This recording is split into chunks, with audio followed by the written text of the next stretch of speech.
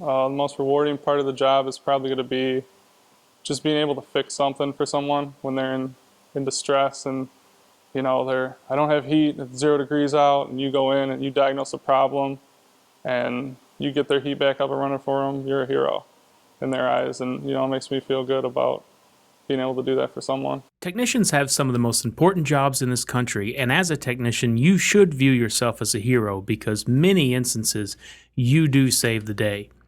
Now in this video, we'll hear from soon-to-be plumbing and HVAC technicians talk about their life as an apprentice. Also, they will give you some advice on how to be the best apprentice you can be. Stay tuned.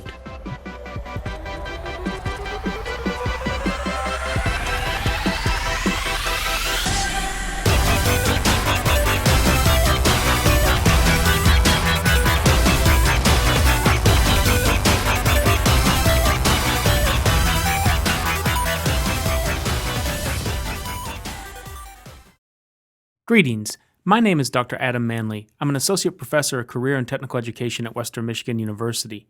Recently, I traveled to Orlando, Florida and Detroit, Michigan to interview apprentices and entry-level HVAC and plumbing technicians. Two businesses, Modern Plumbing out of Winter Springs, Florida, and Thornton and Grooms out of Farmington Hills, Michigan, were gracious enough to let me interview their employees and tag along on some jobs and professional development that they were doing. This video will highlight what I learned from talking with these great apprentices. First, I asked each apprentice some questions I thought a new apprentice would want to know the answers to. Let's see what they said. The first question I asked them was a simple yet I think important question, and that is, how did they get into this skilled trade? Well, I got into it. I tried college, did it for a little bit, wasn't for me. And the person who inspired me was my father. Told me, he said, you need a skilled trade. And so he said, you ever thought about heating and cooling? Everybody needs heat, everybody needs cooling. And I said, no, I never thought of it. So went to school, actually liked it, I really enjoyed it, and it stuck with me. Well, my dad was actually a foreman at this company for about 18 years, and he's like, why don't you just try plumbing? And I was kind of like, I don't really know if new construction's my thing. But as soon as I started it and I got the hang of it, and it was like, man, the money is definitely there. And it seems like hard work at first, but then once you get used to it, it's just a breeze. When I was working at a pizzeria at the time, my mom's friend worked at a electrical supply house and human resources, and she went to a convention for human resource people. And Modern had sent their resource officer there, and she was saying how they needed younger people to join the trade because all the older guys were retiring. They needed to keep their company going, so I signed up for it, and I'm here now. The second question was one that I think any new apprentice would want to know the answer to, and that is, what is the most challenging aspect of the apprenticeship? Definitely the math part of it, converting fractions to decimals and then decimals back to fractions. Trying to remember all your constants for your offsets, like for 45s and 22s. My teacher told us that they called it plumbing mathematics instead of trigonometry to not try and scare you off so easily. But he was a pretty good teacher, and I learned a lot from him. And it'll teach you how to lay out all your 45s and your measurement or your layouts for your system that you're doing. Working with different personalities of people. Some people are type A and they want it done their way, or it's not going to work at all. And then definitely some of the language barriers, because there's different nationalities that work in the construction industry. But for the most part, just working with certain people is harder than others. You just got to work it out with them, find a happy medium, and just keep on going. There was a lot of driving. There would be times that I'm driving all the way from Cocoa all the way to Lake Mary and back to my house in little old St. Cloud. But for the most part, a lot of hours. You put a lot of work into it, whether it's just driving, whether it's the actual schooling part of it, and working every day. But now that I'm done and out of it, it's definitely worth it. It's probably just every day. I mean, there's different challenges that come up. you know, you never know if you're never gonna get the perfect system that runs perfect. You may come into stuff and you really have to diagnose the problem, and they might not think something's wrong, but you see something that's wrong, and you gotta, you know, diagnose and bring it up to them, and uh, and just making sure that you're thorough and making sure they're not going to break down on a 90-degree day when it's a Sunday, and they really need that cooler when it's 0 degrees out, and they need that, you know, that heat. So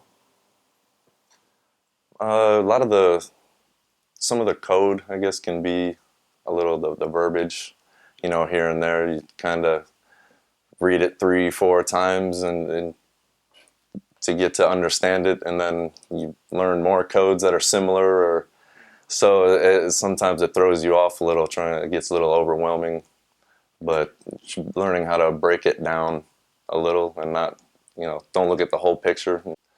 Break it down. You have to learn how to work your book and apply it to situations, especially a lot in the field. You'll be able to translate some of it. So that was a major challenge.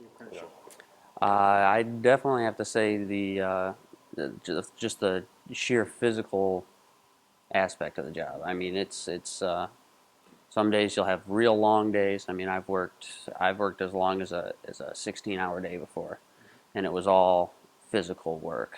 It wasn't just okay, you know, I'm gonna walk over here and do this. It was I'm gonna carry 2 buckets of cement up and down stairs for an hour and a half straight.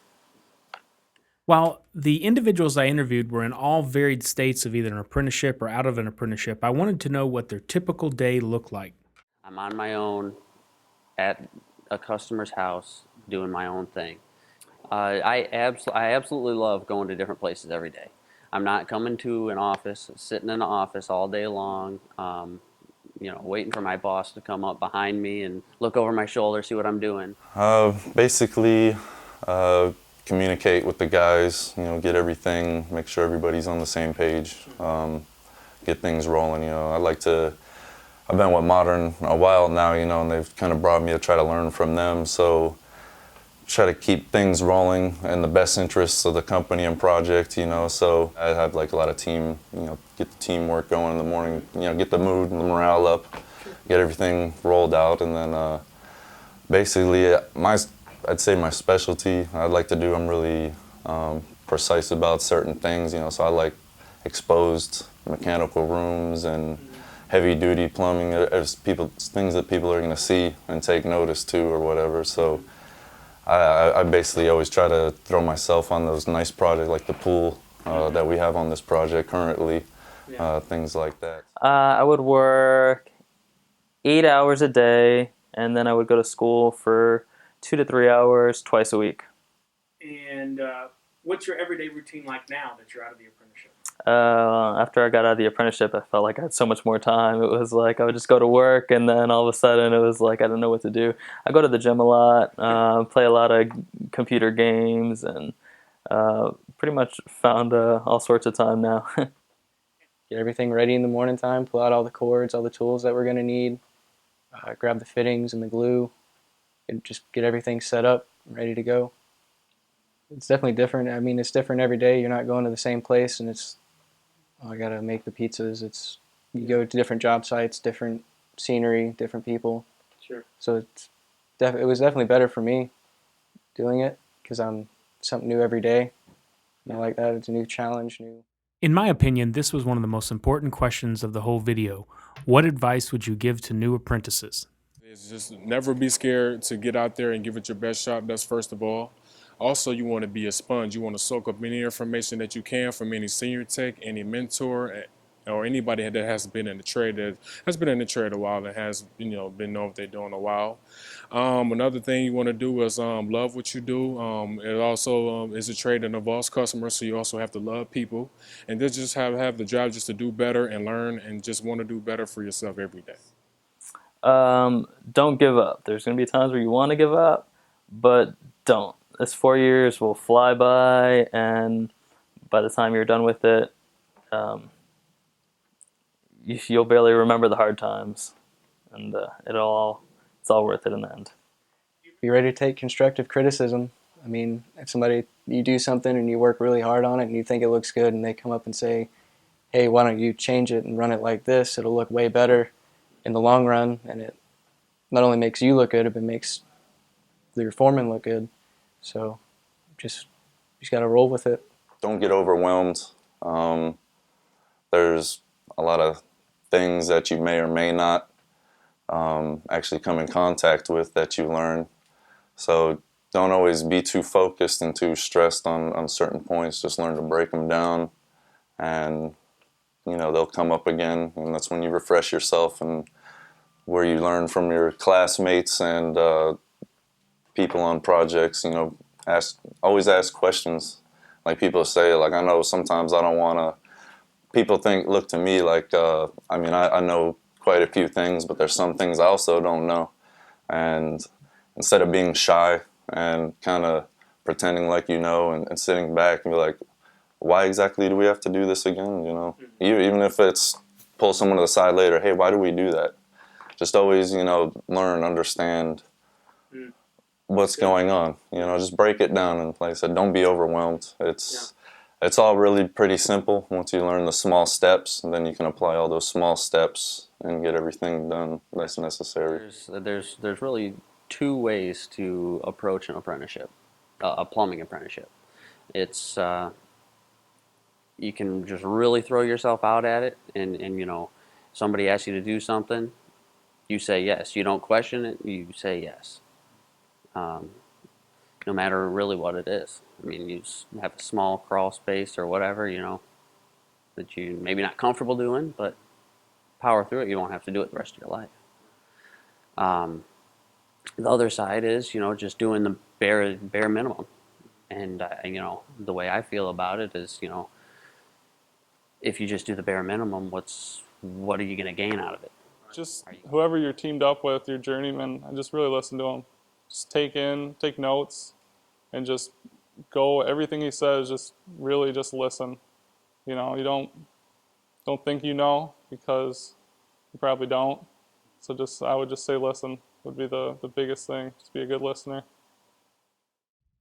As they say, straight from the horse's mouth. I hope you learned a little more about what it's like to be an apprentice. Additionally, I hope you learned some tips that may help you through your apprenticeship. I'd like to end on a fun note. So while the technicians and apprentices I met were very humble and nice people, I knew that they were making more money than most people their age. It's just a simple fact. Skilled trades pay. While many people their age are graduating from college, saddled with student loan debt and no job prospects, these guys had exciting careers with businesses that were paying them to learn the trade. So I had to ask, how's the money and what are you doing with it? I have had a great opportunity. I've taken advantage of it, and I've made a lot more money than people could say that they have at the age of 26. Yeah. I'm 22 years old, and I just bought a house. Awesome.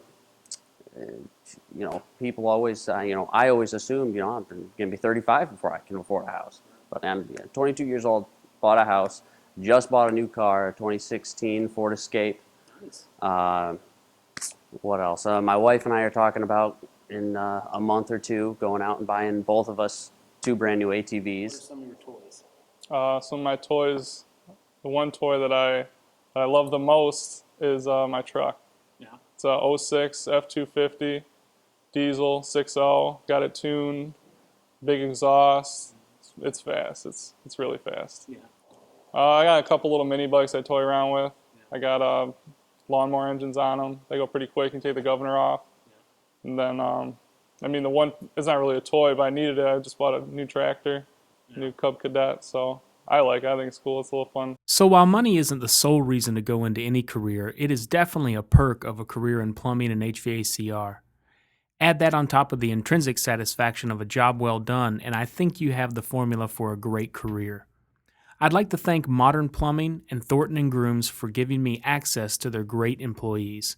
I also would like to thank Johnny, Robert, Tyler, Tim, Austin, and James for letting me interview them. And thank you for watching.